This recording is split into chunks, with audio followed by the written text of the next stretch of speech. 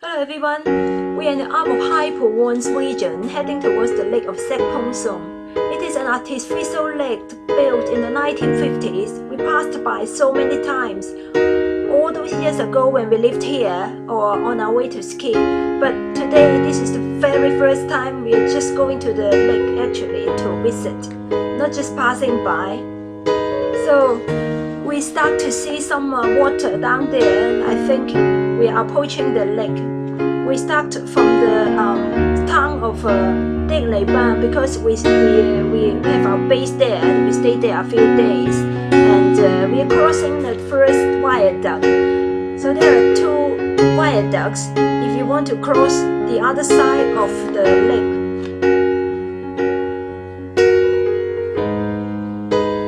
So we are going to enter the second viaduct. Is much longer and it will take about 2 minutes to reach the other side. The shape of the lake is like a long street, along with villages and a small surface area. So today we are going to stop and visit 3 different locations along this body of water.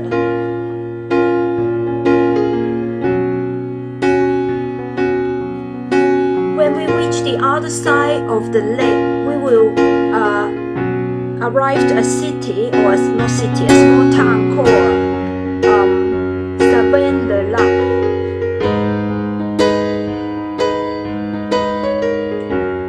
It's a bit quiet, so we are going to drive on and we will reach a higher spot to look down the lake.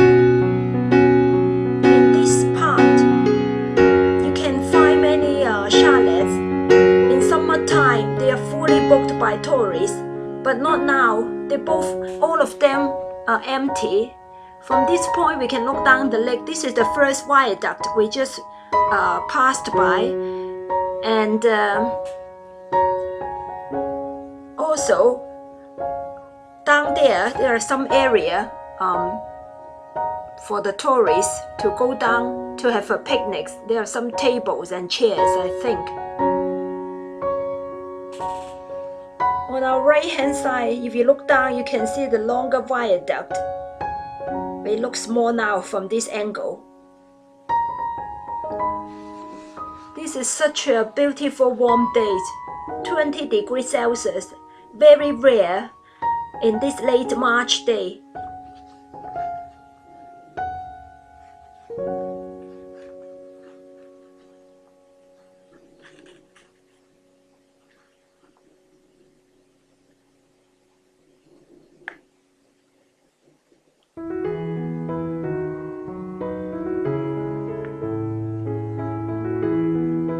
So we carry on driving until we arrived another stopover. We find this long queue of long line of like a silkworm. This one by one they form a queue, and there is a bit of forest on our left hand side. That's the other part of the lake, and actually we can still see the longer viaduct, but it's on the other side. So as I said earlier, the shape of the lake is like a long strip. So you don't need to, if you want to go back, you don't need to reverse your car. You just follow the lake, circumvent the lake with your car. You can go from one end to the other and just follow the other side, just like making a circle. So now it's 12 o'clock and we arrived this little surface area and have lunch. There is only one restaurant. It's a Belgian one. The owner is a Belgian, so the signature Belgian dish is mussel with chips, but they serve that only in the weekend. So we have a chicken burger and a fried fish on skewers with this paper cone of chips. This is very typical. If you live in Belgium, you can see that most of their snacks serve chips like that. After lunch, we carry on driving to the end of the lake. So this part is almost the end, and it's very little water there. very shallow, the water. As I mentioned earlier, the lake is like a long street. So from one end to the other, now we are at the end bit, so the water is very low. And there are not many people around in this winter months. Here, this is the shape of the lake. We are at the end bit, so very little water there. This is just the map I show you, but not in this area. This map is not in this area, it's in another area.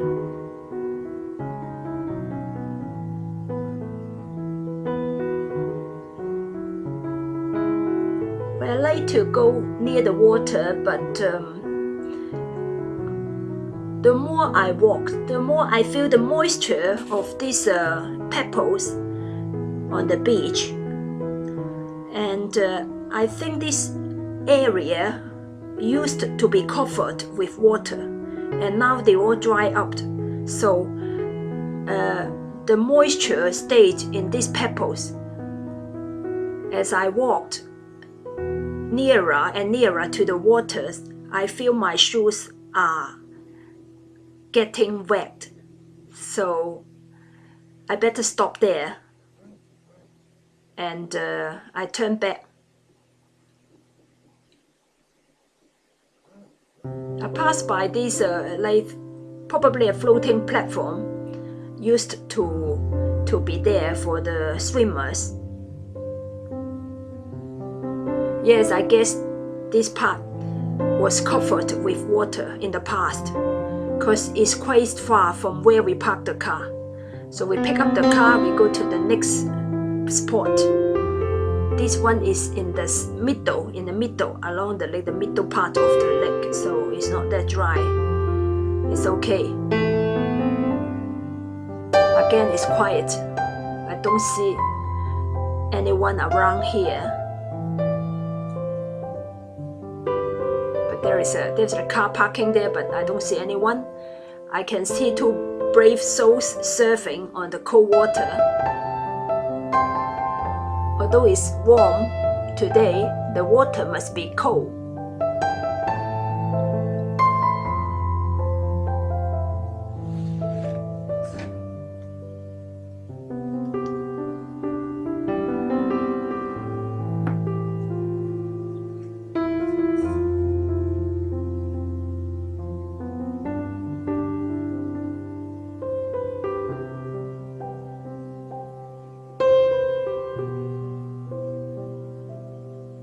Try to touch the water.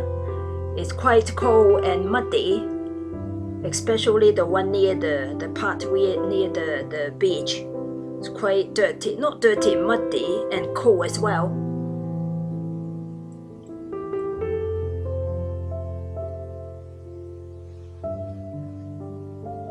And again, I think all this area was covered by water in the past. So the water is getting less and less, so it become a big walking area. So now on our return journey, we pass by the last spot where we want to stop.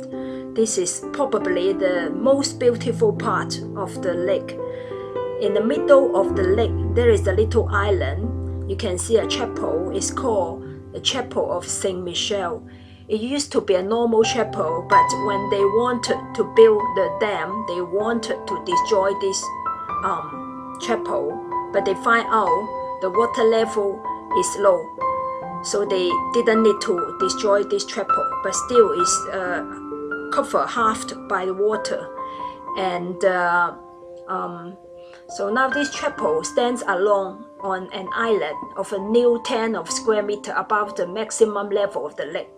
The cemetery was swallowed up and the chapel walled up. You can still approach it during low water, but not enter it. Religious services are sometimes celebrated on boat near the chapel. So this chapel of Saint Michel is today one of the most photographed sites. So I'm going to touch this water here, which is very clean, very clear and cold, but much cleaner than those I touched earlier. It's very clean, and I bet there are many nautical activities here. I can see 2 workmen working on a yellow boat to repair the floating buoy. I come up this area to sit down on the bench and have a look, enjoy the lake. And the next day we go to the town's Saturday market. This is a town we are staying for a few days called Digne-les-Bain. So this is their Saturday market.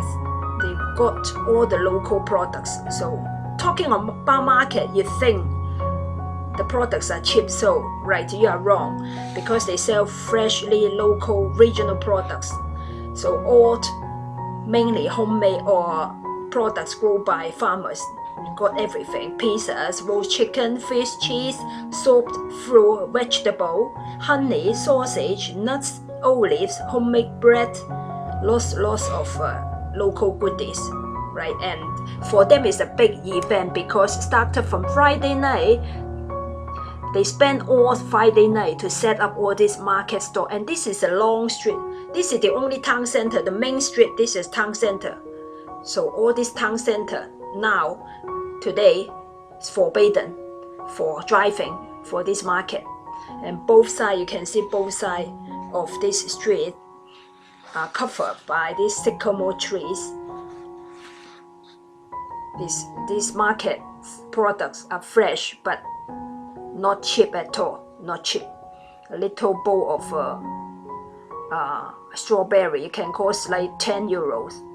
So this is almost the end bit of the market. Here they don't sell food, they sell personal products like clothes, shoes, hats, cosmetics, etc., etc. So after the market, we are walking straight on to look for forest. On our right hand side, you can see this fountain, but this fountain has dried up. It used to be the mountain, used to be the fountain with the water from the mountain resources of the river Durance, but now it's all dried up. There's not a drop of water here. So we carry on walking. You can see many nice French Alps style houses here, all with gardens and garage. And in front of us, there's a little house with land in front and in the back. And the man here looks like he's pouring the land. And I can see some lettuce down there as well. On our left hand side, there's a cathedral. It's called Notre Dame Cathedral. Notre Dame is Our Lady. There's a description here. It says this land can be dated back to the 1st century. By the 5th century, they started to build the city, and then the cathedral was built in the 17th or 18th centuries. Anyway, this cathedral here is the site of UNESCO. It's called, in the French, it's called historical monument. So you can read the description in both French and English. In the last century, they found crypts under the basement of this cathedral. In summer months, if you pay a little fee, you can visit it, but now it's shut for the winter.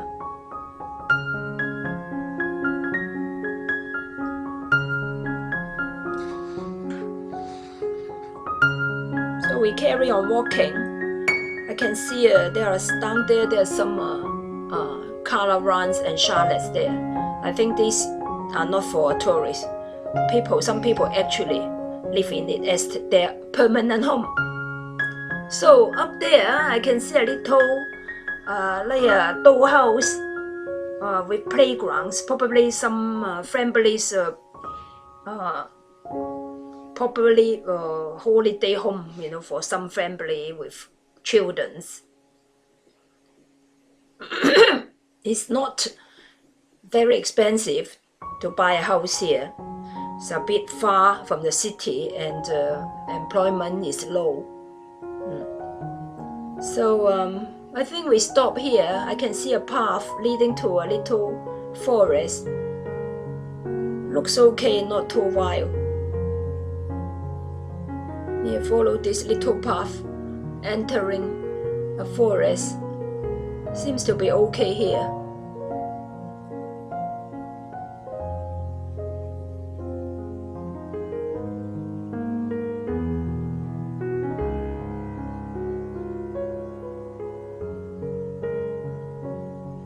Cross this wooden bridge.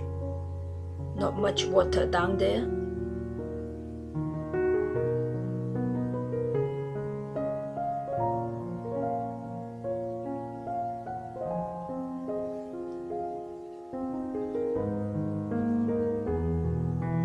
This is the kind of forest I like, with trees around, but not too close. You can see sunlight. See, all the way this path is full of sunlight, and going deeper and deeper, we can explore further. If you go to the left hand side, actually you can go up, follow the trees, go up to the mountains. It's a bit steep, so you carry on walking, but not too far away. I remember hearing news that this kind of forest without guidance from government and not recommended for tourists.